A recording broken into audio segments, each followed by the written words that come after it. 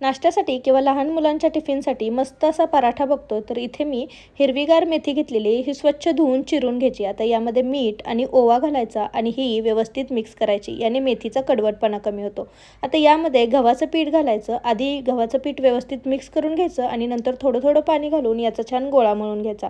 झाकून साईडला ठेवायचं. आता 2 बटाटे उकडून खिसून घेतलेले आहेत. यामध्ये कांदा, कोथिंबीर घालायची, लाल तिखट, हळद, धने जिरे पूड, चाट मसाला आणि मीठ घालायचं. एकजीव करायचं तर पराठ्याचं स्टफिंग तयार आहे. हे साईडला ठेवायचं. आता मळलेल्या पिठामध्ये थोडंसं तेल घालायचं आणि पुन्हा एकजीव करायचं.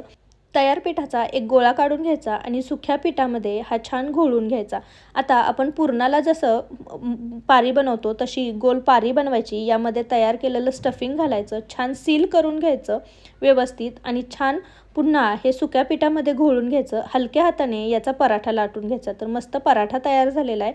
तवा गरम करायचा, यावरती तेल, तूप, बटर तुमच्या आवडीने टाकून पराठा छान खरपूस होईपर्यंत भाजून घ्यायचा. तर मस्त गरमागरम असा पराठा आपला तयार झाला आहे. फुल रेसिपी चॅनलवरती आहे, नक्की पहा. आवडली तर चॅनलला नक्की सबस्क्राईब करा.